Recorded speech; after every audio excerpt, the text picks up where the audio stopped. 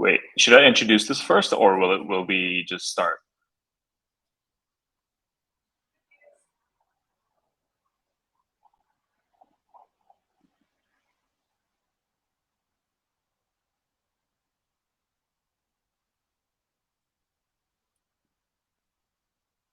Hi everyone, welcome to our second session on Digital Village. We'll have three speakers covering the Digital Village or the borderless nature of the Metaverse. We will hear from Sandbox, Axie Infinity, and Empire DAO on how Web3 empowers communities and cultures, specifically how philosophies embedded in NFTs and DAOs enable us to grow digital villages to the point where we can invite all our friends and family. So first, happy to introduce Yohan Lee from Sandbox.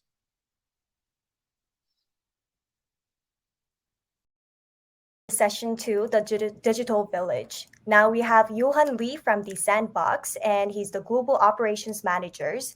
And today he'll be delivering Q&As and introducing sessions with the topic, Empowering Creators and Players in the Sandbox. Welcome, Yohan, to the stage. Yes, thank you for having me. It's an honor to be part of Borderless. And yeah, I'm excited to share about the Sandbox and its vision today. Thank you so much.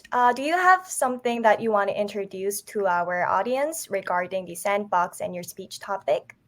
Oh, yes. So, yeah, first of all, I am Yohan Lee. As so I introduced, I'm currently Global Operations Manager for the Sandbox. I've been leading Korean operations for the last 3 years, and recently I joined the headquarters for the global operations. Yeah, so the Sandbox. The Sandbox is a gaming metaverse platform where anybody can create, publish, share, and monetize their virtual experience.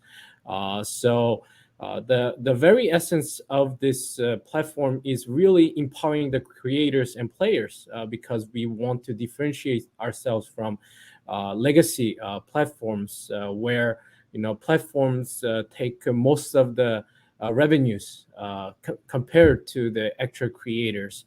So actually the Sandbox, we've launched in 2012 as a pixel game, and it was also user generated content. So for many years, we've attained like 4 million downloads, and within the platform, there were more than 7 million contents created by actual creators. But from that growth,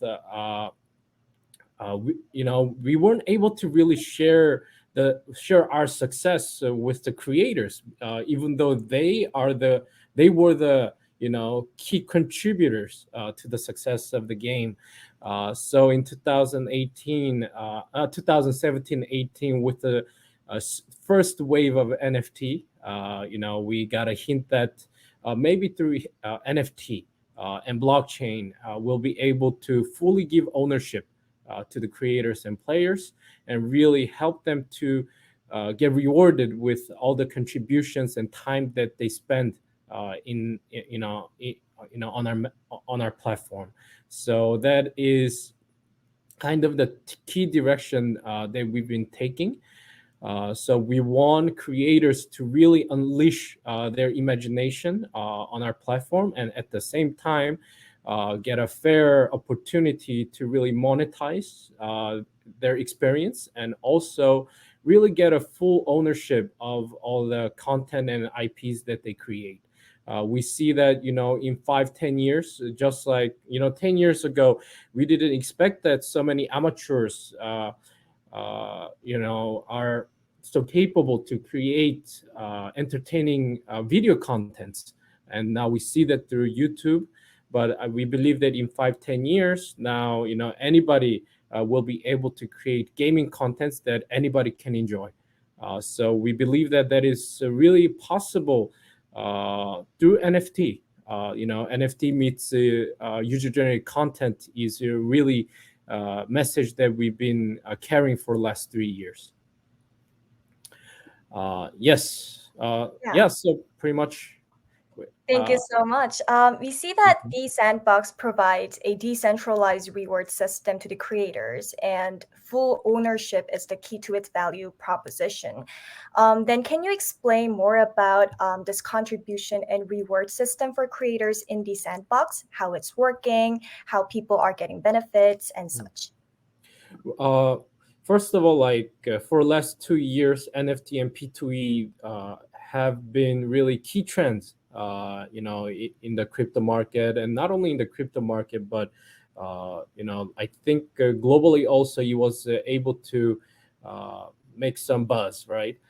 And I think as a metaverse platform, we really want to expand the meaning of P2E, because play Mhm. to earn, the way that people perceive it is, just play the game to earn money. But we don't think that is really true essence of P2E. What makes P2E special is more in the line of, how much time you spend in the virtual world. Like in the physical world, the more we contribute, the more we work, the more we engage. There are many ways, to be rewarded and get incentivized, and maybe that's the kind of how the payroll works. We contribute every day at our work, and that's why we get paid. And we believe that play to earn is more about, really, it's a kind of a new business model for individuals in the virtual platforms. So now, like, more you spend time, more you contribute, like, you can get rewarded. So it pretty much, we think that play to earn is closer to a lifestyle in the virtual space. So in the sandbox, there are many roles that you can take. For instance, there can be, yeah, creators, players, or like explorers, or entrepreneurs, or community managers. There are many types of roles that you can play, and whatever the role you take in the metaverse, you can get rewarded through that. If you're a creator, you can be designing a game, or you can be designing, like, items or avatars, and you can earn from it. If you're a game player, you can earn through just playing the game well, and collecting things, and being a guild manager, etc. If you're a discoverer, I mean, the metaverse world is vast, so sometimes you need a tour guide, maybe. You need curators, you need hosts, and you can earn from that also.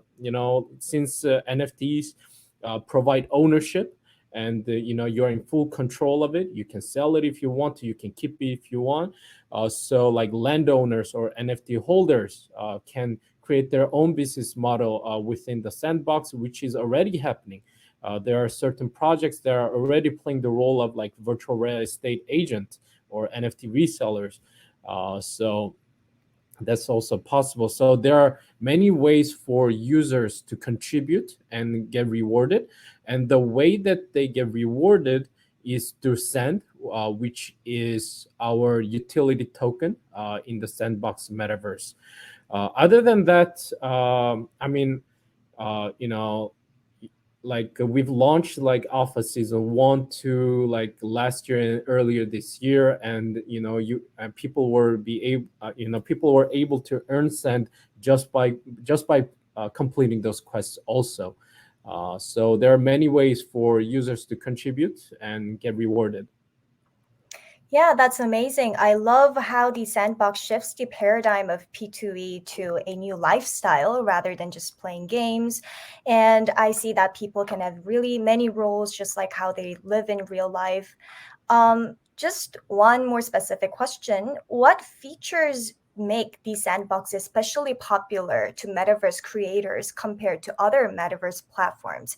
So I see that it's really huge in scale and people can have many roles. But if there's one or two features that distinguish the sandbox from other creating platforms, what would it be? Mm. I think at the moment, the Sandbox is one of the most robust metaverse platforms out there. with strong business development, strong marketing and development, etc. Because very soon we are also launching Alpha Season 3 with some very new, with some very fun and new features that we didn't introduce in our first and second season. So there will be, almost 100 games launched in the Alpha Season 3, because in Alpha Season 1 we launched like 18 games, Alpha Season 2 38. Now we'll be launching almost 100 games. So for almost like, for several weeks, users will be able to join various contents created by studios, and also contents created using famous IPs, like Mm-hmm. Snoop Dogg, for instance. So I think what makes the Sandbox really popular right now. I wouldn't say popular because Mm-hmm. because I think we are still in the very nascent stage in the industry. I think we are just beginning, and we haven't fully even launched yet. So I think the reason that people are interested and are attracted to the Sandbox is, if you really look at the market, there are very few P2E games or metaverse projects that you can really call it as P2E and metaverse. And I think compared to other projects, we are very close to attaining that with the system that we have, and with the visual aesthetics that we have. Because I think, yeah, just to get to the point and and answer the question, uh, you know, since I mentioned aesthetics, is, it's really easy for anyone to play games and create content on our platform. Mm-hmm. Because I think the strongest point of the Sandbox is you don't need coding, you don't need programming.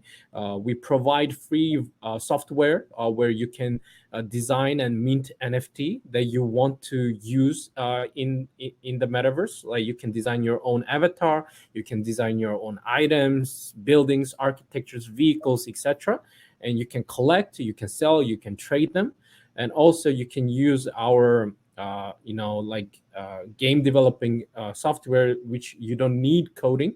All you need is drag and drop. If you ever played game Sims or Minecraft, like, you'll be able to create games in the Sandbox. So I think accessibility makes the Sandbox very attractive, and that is actually the one of the key feedback that I receive from community members, because most of them are from gaming, and a lot of them are actually game creators in Minecraft, and also people who engaged with like a platform like Decentraland. And the reason that they're excited about the Sandbox is because it's really easy to create content in the Sandbox, and we are trying to prove that with regularly, almost like bi-monthly.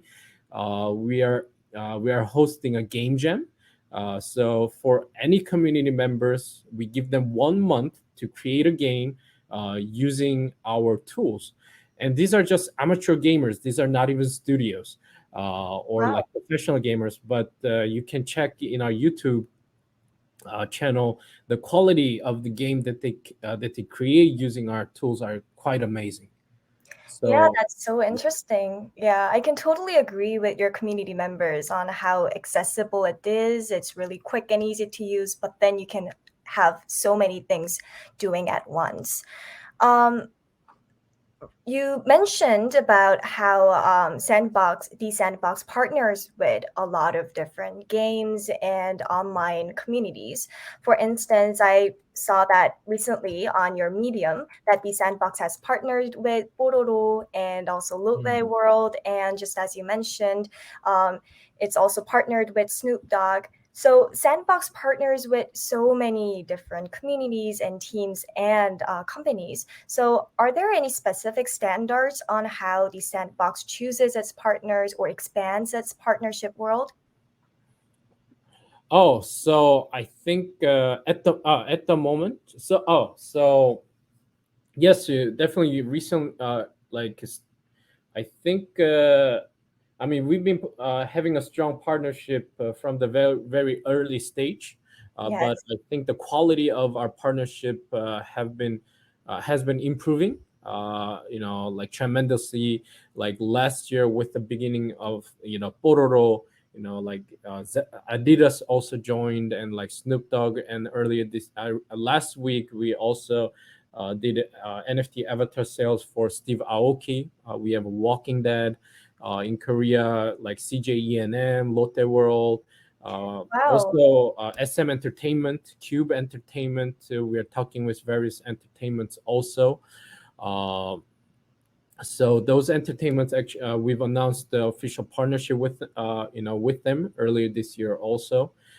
So I think the standard for us is, first of all, uh, we don't want to just be the metaverse solution provider. Like we want our partners to engage in the vision that we have as much as we do. So it's not about just partner with us. We're gonna solve all the problems for you. We're gonna publish everything for you, but we want to find partners who are as passionate as we are. So I think that's the first criteria, and secondly, we want to make sure that our partners have good IPs and content that can be recreated or newly created in the Sandbox metaverse, because we want whatever the content that they have, suitable with the aesthetics that we have and doable. And like we don't want to limit ourselves just as a gaming platform. We are metaverse, we are open metaverse, so we want any kind of content to be possible in the Sandbox. So that's why we've been really since last year like approaching entertainment sector, uh, because we want our metaverse to be really defined as just a virtual experience. So we want there to be gaming, virtual concerts, fan meetings, like exhibitions, social hub, just anything you want to do in the metaverse. We want that to be possible in the Sandbox. So I think, yeah, most importantly, we want our partners to already have a good IP and content that can be strong, that can have a strong storyline in the Sandbox metaverse. Wow, thank you so much. I really love how it's not only scalable, but it's also really high in quality, and it shares the vision of the Sandbox all over the creator ecosystem. Thank you so much, Johan, for today's session. If you like to give a closing remark or wrap up, please Mm. feel free to do so. Yes, I think more than anything, just try out our platform. Come into our YouTube channel and see what kind of contents are being created and how we are engaging our community. I think you'll definitely see that really the Sandbox is one of the leading metaverses, and there is still upside to expect. I think that's really a key. And more than anything, we are expecting to launch Alpha Season 3 in coming weeks and days.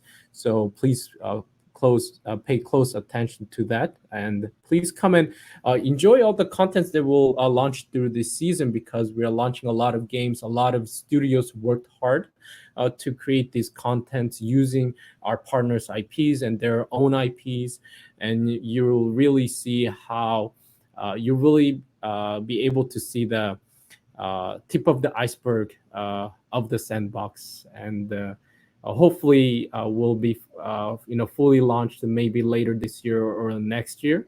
And I hope that anybody will be able to launch their own content in the Sandbox.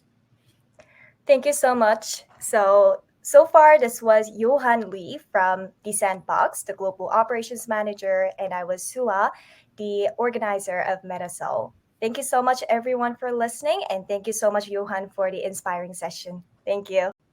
Thank you, Sua.